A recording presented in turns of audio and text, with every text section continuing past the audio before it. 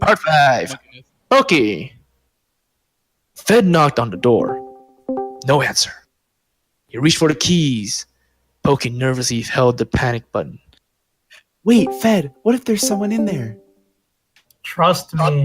He smiled. Poki shot him a confused look. He opened the door, and Poki almost fell down from shock.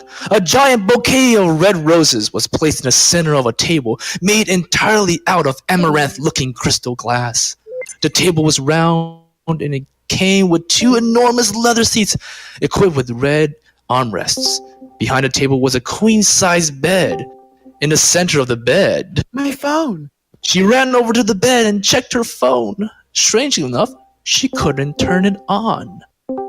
I think it died. So, damn, this thief really knows how to pick a room. He said with a large smile plastered over his face. What if he's hiding? What if he... Fed. No. Fed, you didn't. Poki backed away from Fed slowly. She didn't want to believe it.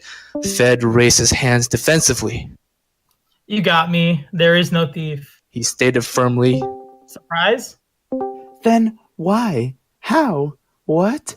Who had my phone? How did they call your phone then? Why are we in this room? Fed?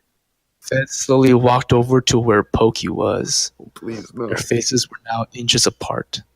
Without any sudden movement, he moved his hands towards her and he gently brushed her hair. The assistant manager, Skylar, well, he's actually an old friend of mine. I got him to help me set this up. Just for one night, though. He chuckled. Poki took a step back. I knew it. In the back of my mind, I knew it had to be you all along. That explains why you were acting so weird. So why? The roses? A hotel room? What? She tried to process where Fed was going with this, but her mind rejected the gestures. An isolated room? Solely for them two? For just one night, a fancy dinner? It was obvious what Fed was trying to do. But although Poki's heart was fluttering, her mind was lost. Fed continued to play with her hair. He finally broke eye contact with her. Do you like the flowers? He asked. They're pretty. She replied without thinking. I need to do this. He explained while bringing his hands to her cheek. Fed, we've spoken about this before. Don't... She tried to stop it, but deep inside she was starting to break. Maybe I'm stupid for doing this, but you need to hear it one last time, Iman. Caressed her cheek. Suddenly, Poki moved a little closer. She didn't say anything. In fact, she couldn't.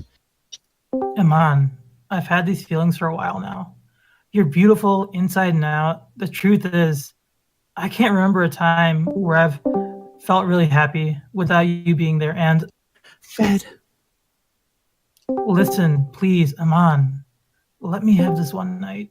And with that, he finally managed to close the gap between them. Her body pressed against his, and he could feel her warmth radiating through his entire body. Without letting go of her cheek, he slowly pressed his lips against the other one and brought his mouth back up to her ear. Fed, I don't know if... She started, but somehow she stopped herself. Her face turned bright red. Iman, I love you. Fed! She gave a little squeal, but again was interrupted. Yes, even if you miss your Oreo sometimes. He pulled her face in and his lips met hers. Poki surrendered herself to his will. She wasn't sure about anything anymore, but she didn't care. All she knew was that this somehow felt right. She trusted Fed with all her heart. He wouldn't hurt her. 30 seconds had passed, and they broke apart from air. A huge smile was left on Fed's face. Poki herself was flustered, though she wouldn't admit to it. My wallet? She whimpered. Is in my jacket pocket. Fed reached for her wallet and handed it to her. Poki slowly opened the wallet. Why did you need to take... Fed, my God! She slapped his arm. Fed giggled. Stop with the abuse. You put this? She lifted a square-shaped plastic wrap item from her wallet. In my wallet? Bitch, do you think I'm a hoe? What kind of nasty shit have you been planning? Let's put it to use. He looked over to her bed. After you, sweetheart. He laughed. Yo, did you plan to get shut down tonight? Because I'm about to get the hell out of... But he pressed his thumb against her mouth. Iman. He said with a seductive voice. Poki, who was already flustered from their kiss and upset about her wallet, stood completely still, lost in a delirious state. Her heart would deny him. Deep inside, she wanted him, and Fed continued to poke her heart with a stick. He reached for his pants and slowly began to undress. As long as she didn't refuse, he knew it was acceptable. Whether or not she openly admitted her deepest feelings to him, however, was a different story. He reached for her again and slowly backed up towards the bed. Without using words, he caressed her arms and legs, and she began to remove her attire. He tried to catch her lips again, and this time she kissed him back. As the couple made their way under sheets, Fed let out a tear of joy. Fed, She said with a cute tone. I've been holding it in a long time. He sobbed for a few seconds, but managed to recompose himself. Let's do this for the content.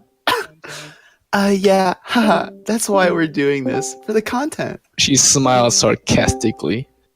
Looks like Foki is a thing after all. But before she could say anything, he embraced her, and with that there very exciting night at the Bonaventure Hotel had begun. Fed, get out of here.